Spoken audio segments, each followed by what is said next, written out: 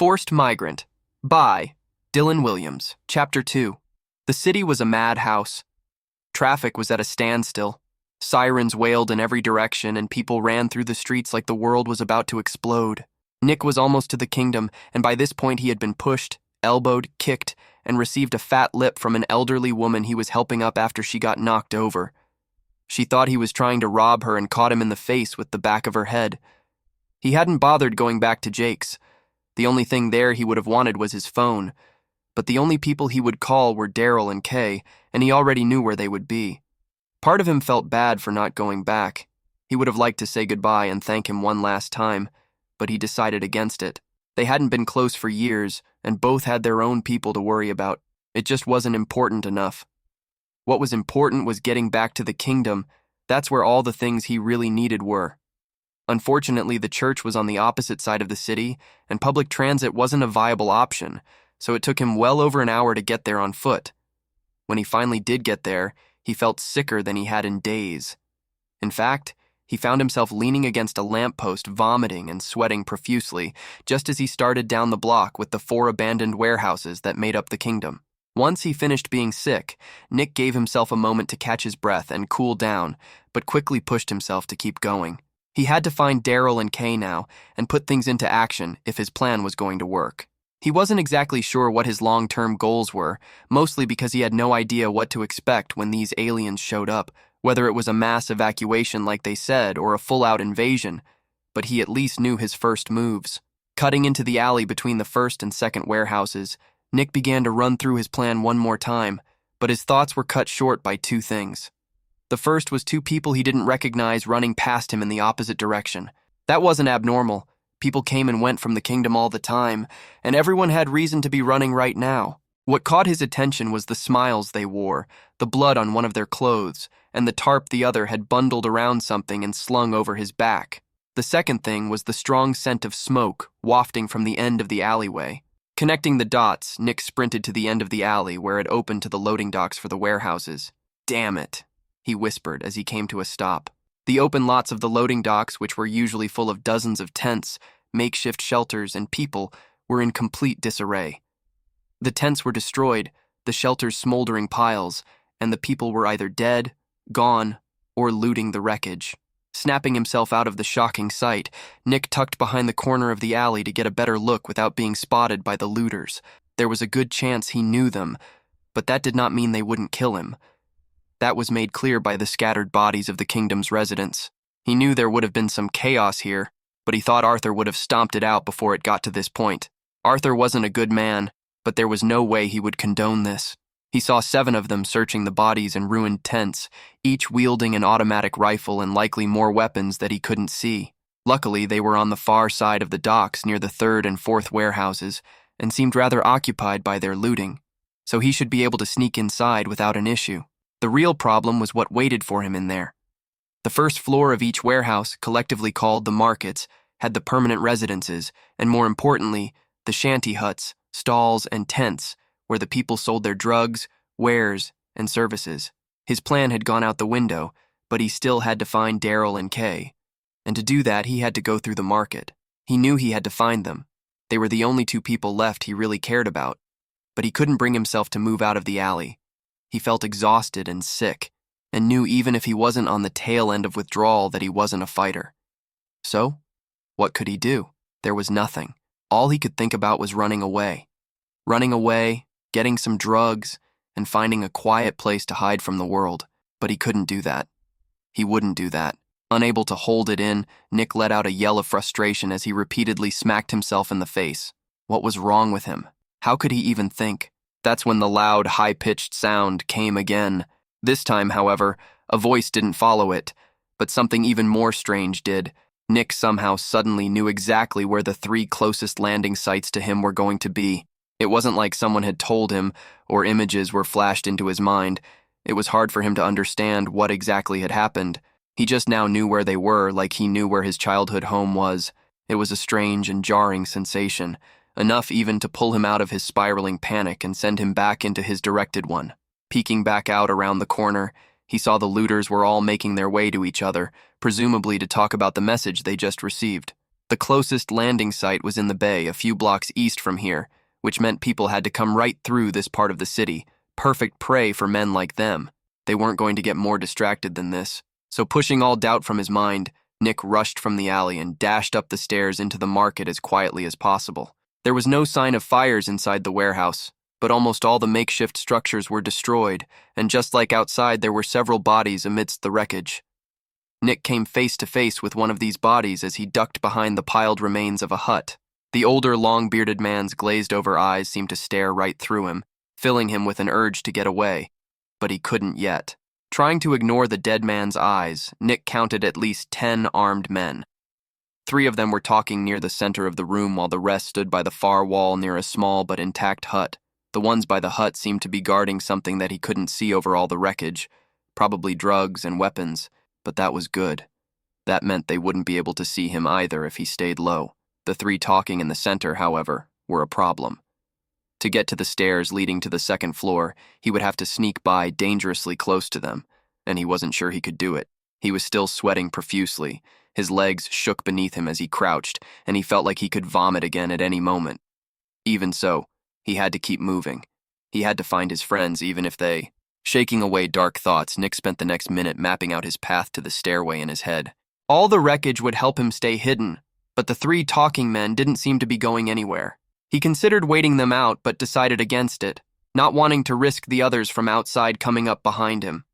That meant he had to go now even if he wasn't ready. Still terrified, he cursed under his breath and took off toward the next pile of debris.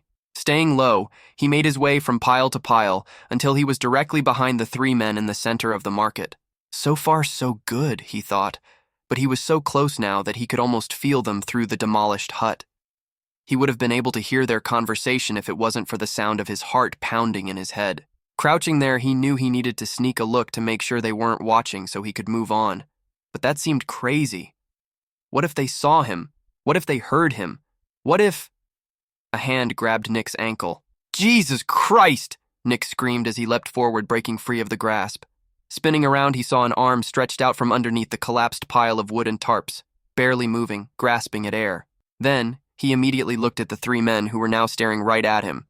"Well, would you look who it is? Good old Saint Nick," a tall, muscular man with a shaved head and bushy brown beard said enthusiastically.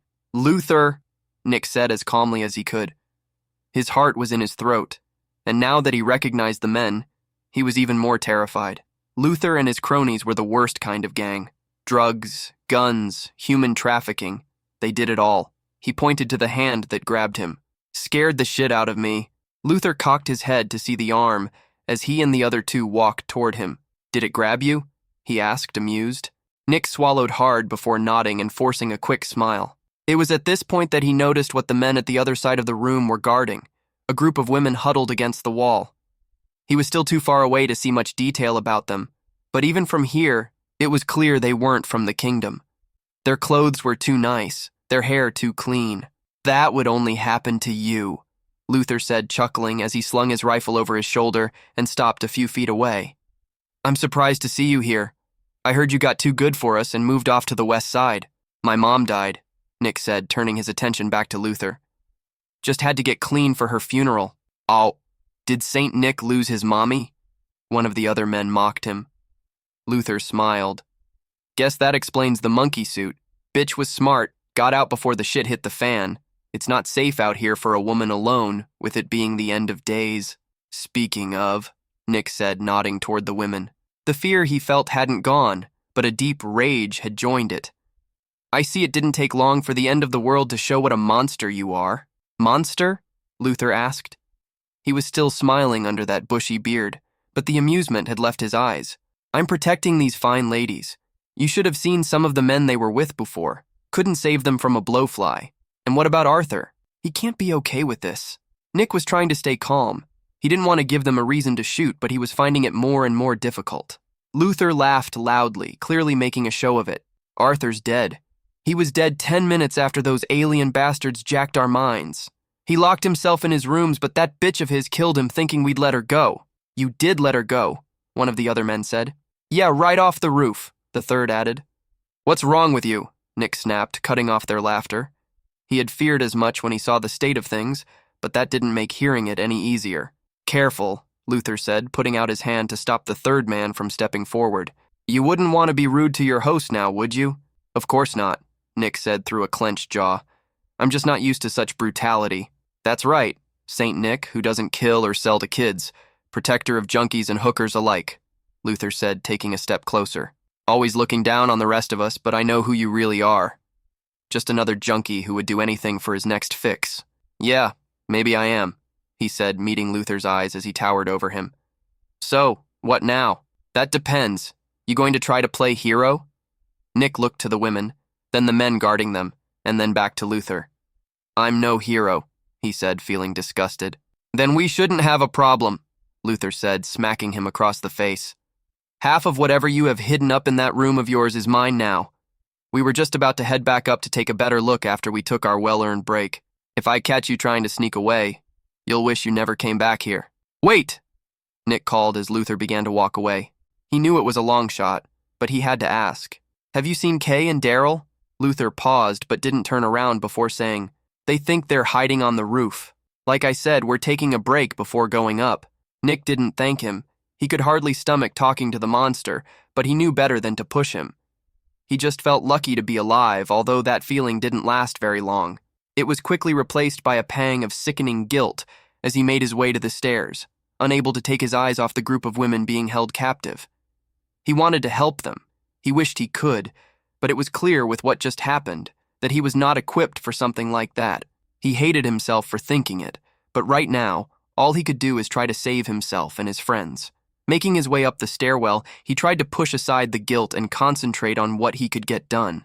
He didn't bother stopping on the second floor, where his room and the rooms of the other higher-ranked members of the kingdom were. Even if Luther and his cronies didn't find all his stuff already, he wanted to get Kay and Daryl before anything else. Now that he knew they were alive, everything else felt just a little less terrifying. "Kay! Daryl!" Nick shouted as he ran out onto the rooftop, but there was no one there. The only thing he saw was the AC unit on the other side of the building, and that small sense of relief had felt just a moment ago faded. "Kay? Daryl? It's me. It's all right to come out now," he pleaded as he walked forward. "Nick?" A voice came from behind him. Nick's heart skipped a beat as he spun around to see Daryl stepping out from behind the entryway that led down into the warehouse. He was 2 years younger than Nick and had only been in the kingdom for a little over a year, but they quickly became close friends. He looked sheepish as he walked forward with his Mario t-shirt and horn-rimmed glasses. Everyone called him Urkel when he first arrived, since he didn't fit the norm for the typical young black men who frequented the kingdom. Following close behind him was Kay, looking just as scared as he did. Kay was in her 40s, but years of drug abuse aged her a decade. That said, she did well at covering it up. Her long brown hair was knotted and unkempt, but pulled into a tight bun. Her blue sundress and white jacket were relatively clean, and she wore just enough makeup to look nice, but not trashy. She had been watching out for Nick since the first day he got here. Some people even thought she was his mother. And honestly, over the last 3 years, he found himself thinking she was more of one to him than his own had been for a long time. "It is you!" Kay exclaimed, sprinting forward and wrapping her arms around him. Nick began to cry. "I thought you were dead. I saw everyone down there and I thought... Shh, shh, shh, Kay soothed him as she squeezed tighter. "We were in the market when it started," Daryl said as he walked up. "I did some acid and played games in your place all last night, so I thought it was just the lingering effects of that, but then everyone started losing their minds. People started looting and killing each other and shit, so me and Kay got out of there. I figured the roof was the safest place until things calmed down." "That was smart," Nick said, putting his hand on his shoulder without letting go of Kay. "It's a nightmare down there. Luthor and his group of psychos have started taking women off the streets." "No, they haven't," Kay said, shocked, stepping back from him. Nick nodded solemnly. "They're standing over them with fully automatic weapons like they're a pile of money." "My God!" Kay gasped as she covered her mouth. "That's disgusting," Daryl added. "I agree," Nick said. "And I told him as much when he caught me trying to sneak up here." "He caught you? Why aren't you dead?" Daryl asked. "We watched him drag Julia up here and throw her off the roof. He seemed pissed and was saying something about her taking away his fun. I don't know why he didn't kill me, but I'm sure it wasn't out of the kindness of his heart. Plus, he told me not to leave, so it's not like he let me go. Just let me go in deeper to the lion's den. And as for Julia, she killed Arthur. That's what he was talking about. I guess he was upset he didn't get to kill him. That poor girl, Kay said. This is all just so terrible. And what about that voice? Do you really believe what it said? I do, Nick said. I saw something about the sun on the news this morning, and I could swear it's been getting hotter, but I was just chalking that up to the withdrawal. And why would they tell us they were coming, and where they were going to land if they were just going to kill us? Why not just let the sun explode and kill us all? Maybe they want to get our resources. That would be a lot easier if we were dead, and we'd be a lot easier to kill if we all clumped up at those landing sites. Daryl wasn't looking at him as he spoke, but looked up when he finished as if he hadn't realized he said that out loud. I didn't think about that, Nick said seriously. That could be it. They could be planning to wipe us all out and take everything we have, and if that is their plan, then there's nothing we can do. But what if they're telling the truth? What if we go to that landing site in the bay and they show up and take us to their planet? I don't know about you, but I would much rather risk my life on them than on Luther and his kind. Daryl and Kay shared the same unsure look, but Nick pushed on. Think about it. If they're telling the truth, then this changes everything. Everyone will have nothing. We'll get there, and it will be a fight just to survive, and no one will have millions of dollars to buy their way to the top. We could finally do something with our lives. We could be something. Don't you see? We've been surviving every day in a society that we don't belong in, refugees of a war that no one cares about. We've been preparing for this for years. Nick, Kay said softly. She looked concerned, but next to her Daryl smiled. Damn, man, that was a good speech. Screw it, I'm in. Yes, Daryl, yes, Nick said, giving him a hug and then turning to Kay. Come on, Kay. You're not really going to let us run off to an alien planet without you, are you? Well, if I stay here, I'll just end up down there with those other girls, won't I? So I guess I don't really have a choice. I'll take it. It's going to be great. You'll see. And that's when he heard the sirens.